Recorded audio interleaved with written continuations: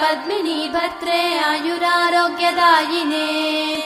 हर्षवल्ली निवासाय सूर्यदेवं तव सुप्रभातम् उत्तिष्ठोत्तिष्ठ चायेश उत्तिष्ठ उषयोज्ज्वल उत्तिष्ठ पद्मिनी कान्त लोकानां मङ्गलं कुरु मातः समस्त जगतां मधुकैटभारेः सव्येतराक्षी परितोषिणि पद्मनीड्ये नाथानुबद्ध भुवनावनबद्ध दीक्षे प्रत्यक्ष दैवतरमे तव सुप्रभातम् छाये किलाश्रित वरप्रद कल्पकल्पे विस्वाप्तधाम निलयामल दिव्यभासे आयाहि शीघ्रमघनासिनि संश्रितानां